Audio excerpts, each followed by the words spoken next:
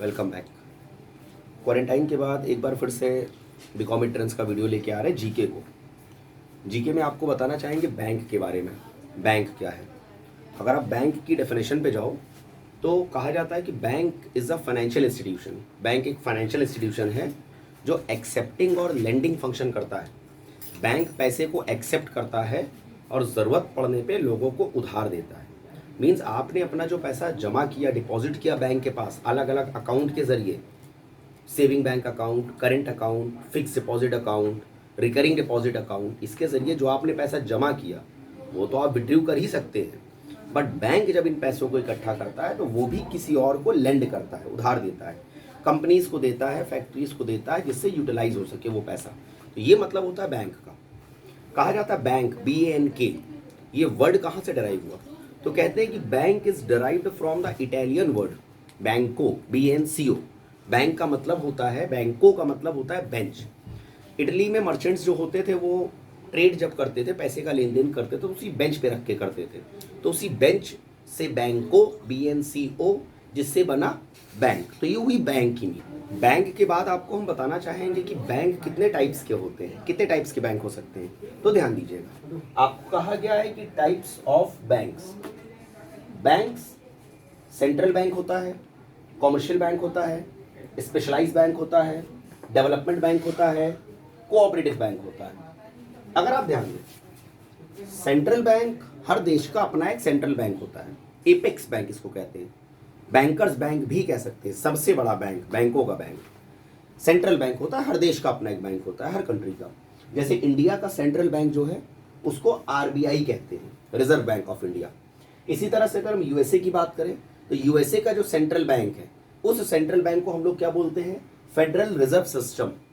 इसी तरह से अगर हम आपसे कहें पाकिस्तान, तो पाकिस्तान का जो सेंट्रल बैंक है, बैंकर्स बैंक, बैंकों का बैंक, सबसे बड़ा बैंक। गवर्नमेंट भी अपना पैसा इन्हीं के पास रखती है, बैंक भी अपना पैसा इन्हीं के पास रखते हैं। नोट, जो नोट आप यूज करते हैं, नोट छपती है इसी बैंक के थ्रू। ये होता है सेंट्रल बैंक। इंडिया का RBI होता है, अमेरिका का फेडरल रिजर्व सिस्टम होता है, पाकिस्तान का बैंक ऑफ पाकिस्तान होता है। दूसरा देखें तो कॉमर्शियल बैंक। इंडिया में लगभग कितने बैंक हैं? सभी को आप कॉमर्शियल कह सकते हैं, लगभग, सबको तो नहीं कह सकते, मगर कॉमर्शियल बैंक जो डेली यूज में हमारे आते हैं, जिनसे हम लोग कनेक्टेड हैं। जैसे पंजाब नेशनल बैंक हो गया, कैनरा बैंक हो गया, बैंक ऑफ बड़ौदा हो गया। ये सारे बैंक क्या करते हैं? पैसा एक्सेप्ट करते हैं, लोन प्रोवाइड करते हैं आपको, चेक्स प्रोवाइड करते हैं आपको, एजेंट की तरह आपके काम करते हैं। तो बैंक जो आप जानते हैं, जितने बैंक, सभी लगभग कॉमर्शियल बैंकों में आते हैं। कॉमर्स मतलब ट्रेडिंग का काम इनके पास होता है, पैसा जमा कर दीजिए, आप पैसा विड्रॉ कर लीजिए, लोन ले लीजिए, चेक ले लीजिए, ये सारी चीजें होती हैं।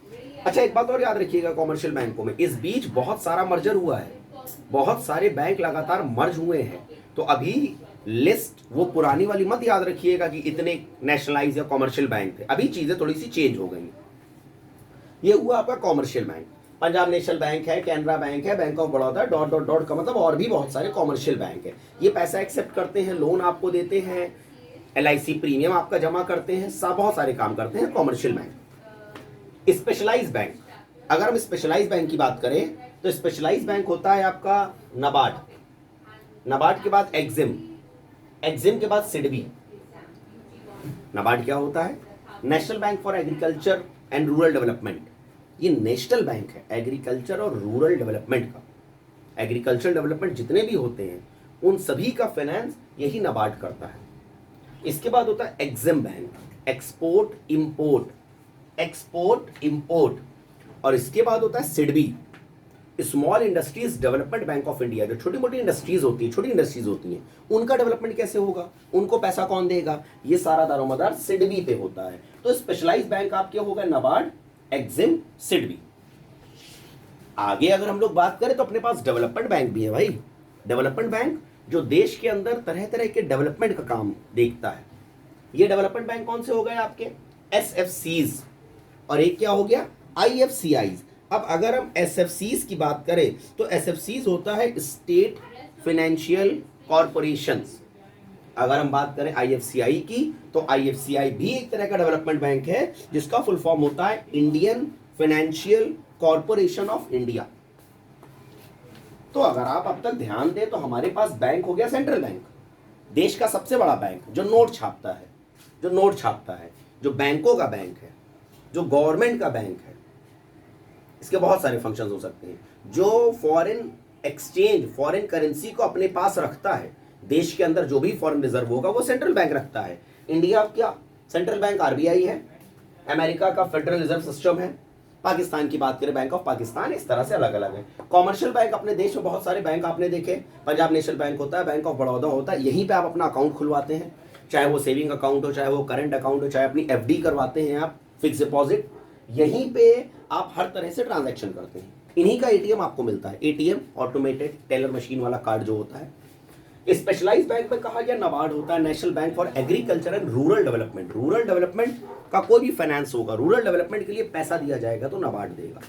इसी तरह से अगला होता है EXIM, export import. Export import के फाइनेंस की बात हो गई, फॉरेन एक्सचेंज रिजर्व के चेंज की बात हो गई, कन्वर्जन की बात हो गई, एग्जिम बैंक करता है।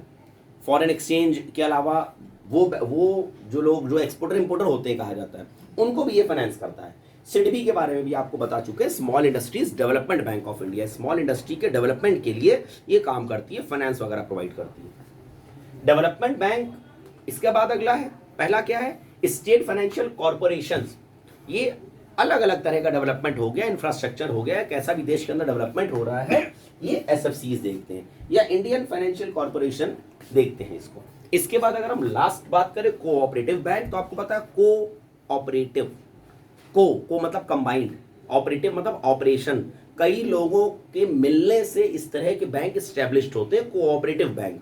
जैसे आपने देखा होगा ज्यादातर ये गांव वगैरह में आपको मिलते हैं, गांव वगैरह में ज्यादातर मिलते हैं, कोऑपरेशन से बनते हैं और कई लोगों की मदद करते हैं, ज्यादातर पुअर्स की और फार्मर्स की।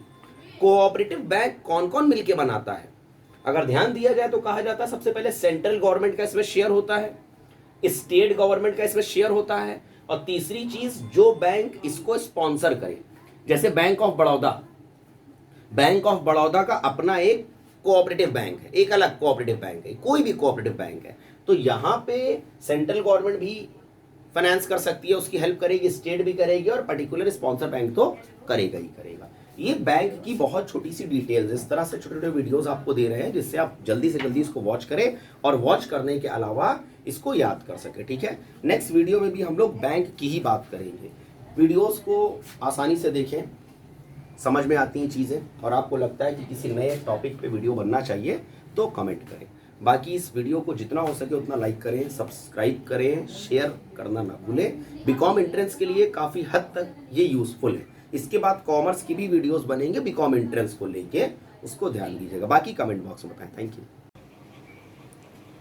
इस डायग्राम का आप एक स्क्रीनशॉट ज़रूर ले लें।